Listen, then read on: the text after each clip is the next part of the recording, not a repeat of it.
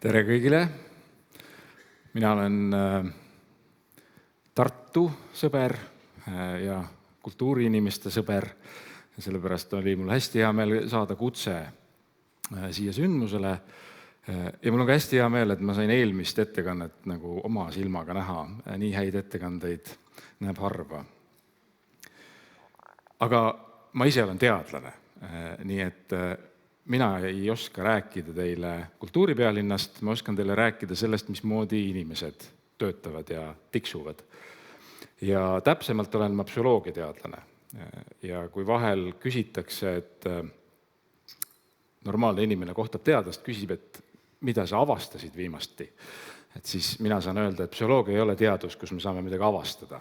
Et psühholoogia on teadus, kus me saame luua järjest paremaid mõisteid, et kirjeldada neid asju, mis on ammu avastatud. Te olete kõik psüühika omanikud, te olete kõik kogenud seda, millest ma teile rääkima hakkan, aga ma loodan, et ma saan teile pakkuda mõned mõisted, mille abil kirjeldada neid protsesse. Ma tahan siis rääkida sellest, mismoodi kujuneb mulje. Mulje inimestest siin meie ümber, asjadest, mida me näeme, ja siis ka asjadest, mida me hästi ei näe, nagu näiteks kultuuripealinn.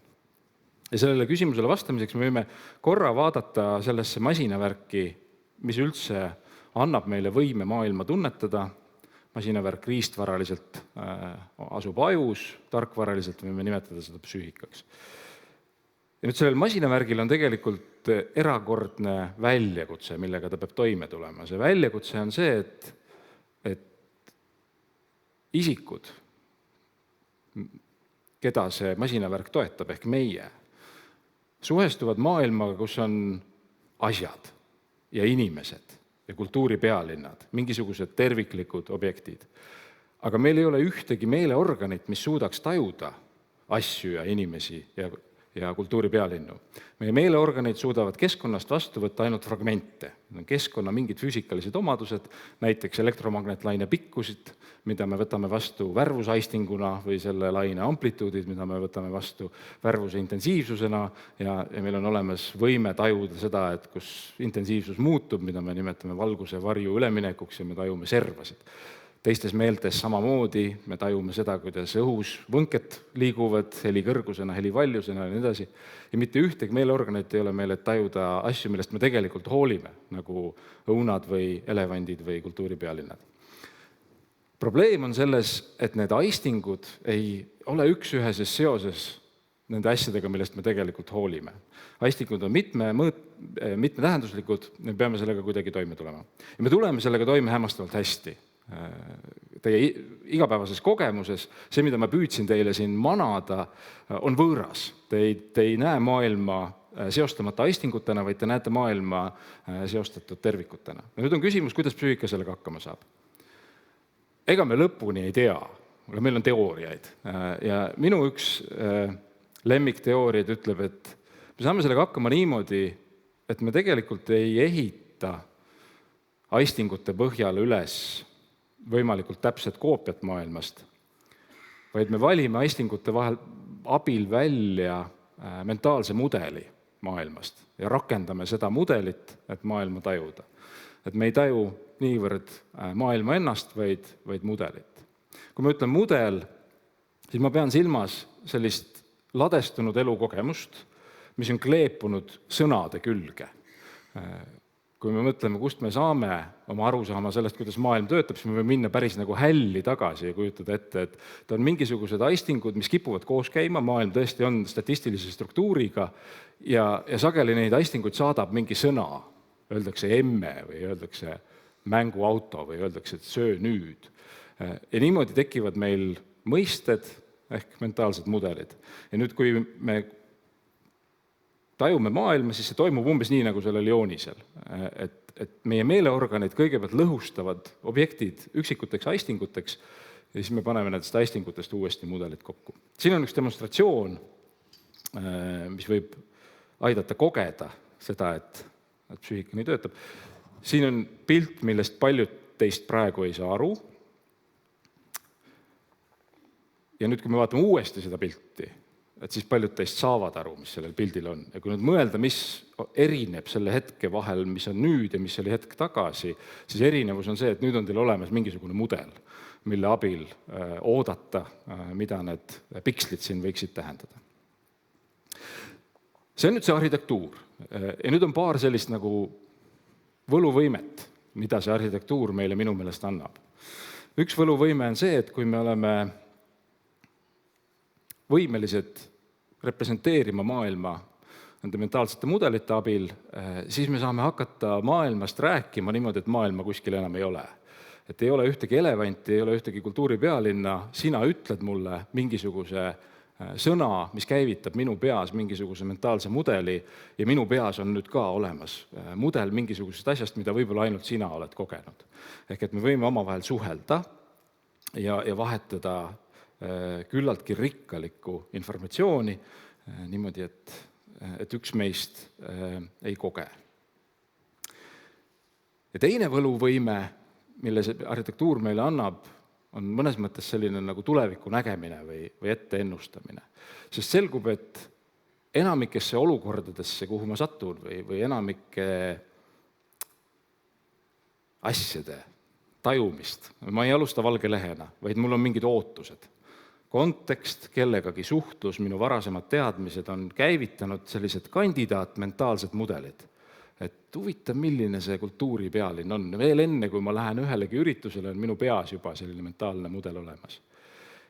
Ja nüüd ma lähen sinna sündmusele ja ma hakkan teda kogema ja me ei ole sellised luululised, et me ei jää oma mudelite kütkesse, kui sündmus pakub tõendeid, mis lükkavad need mudelid ümber või täpsemalt öeldes sunnivad meid valima kas uue mudeli või korrigeerima seda mudelit, millega ma olukorda sisenesin.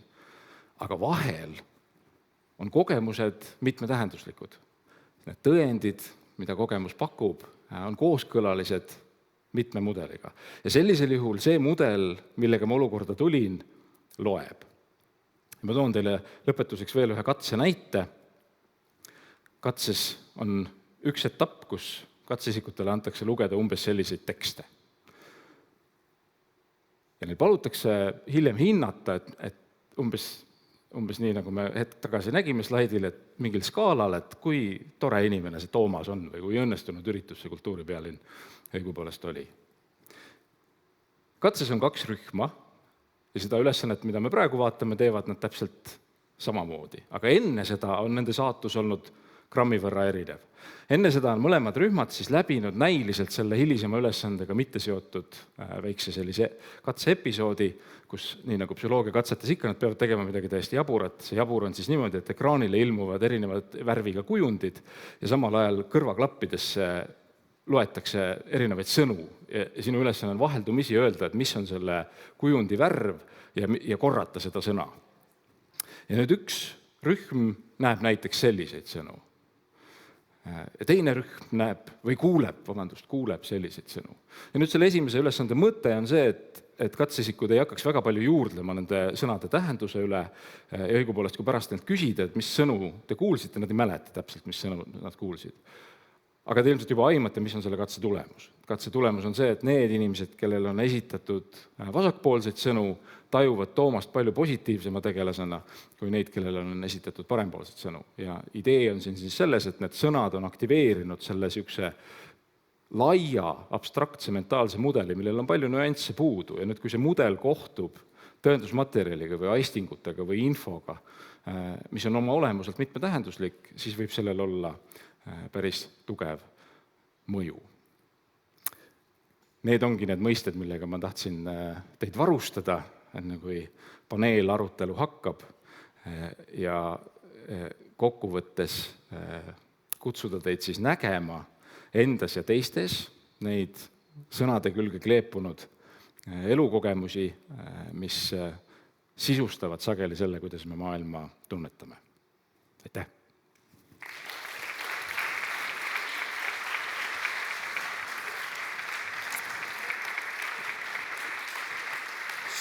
Suur aitäh, Andero, ja tervitus meie sünkroontõlkidele, kellel, ma arvan, oli seda kõike tõlkida praegu käigult selline korralik ellujäämise kunstide lühikursus live. Aga Andero, sulle küsimus ennekõike sellise suure ürituse korraldaja vaatest, et kui me siit loeme välja, et meil kõigil on sellised erinevad mentaalsed pildid, me kõik tekitame niivõrd erinevaid seoseid, erinevaid muljeid, kuidas sellist suurüritust, nagu seda Tartu 2024 on, korraldades üldse kuidagi suunata inimesi ühele lehele, kas seda peaks tegema, kas saab kuidagi eelhäälestada inimesi, et neil tekiksid mingid sarnased seosed? Ja teiseks võib-olla sellega seotult, et mida nüüd, kui ma arvan, paljud korraldajad loevad seda vastakat tagasisidet, mida sellest kõigest siis kaasa võtta või kui palju mingeid selliseid kaldeid sisse arvestada või kas meil saab üldse mingisugune ühtne objektiivne taju lõpuks olla sellest, mis toimus? No ma arvan, et ühtset objektiivset taju ongi väga raske saavutada ja see olekski nagu veider eesmärk, aga muidu need kaks küsimust tabavad küll seda, milleks ma neid asju teile rääkisin, aga ma meelega üritasin jätta nagu need järeldused teie teha, sest ma arvan, ma õigeid vastuseid ei tea. Aga mulle tundub, et esimene küsimus sellest, et mida teha, kui ma seda kõike korraldan, on põhimõtteliselt küsimus sellest, et kuidas teha head kommunikatsiooni ja turundust. Et ma arvan, et hea kommunikatsioon ja turundus, eks ole, mängib selle arhitektuuriga ja kasutab selleks väga leidlikke võtteid ja näiteks täna palju jutuks olnud, eks ole, selline juhtmõte.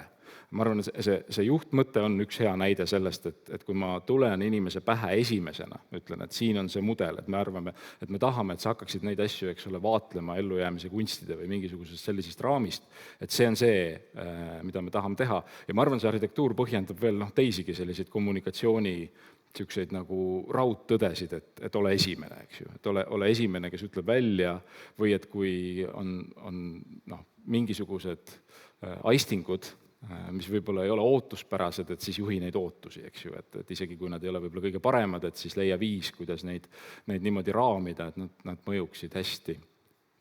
Ja teine küsimus selle kohta, et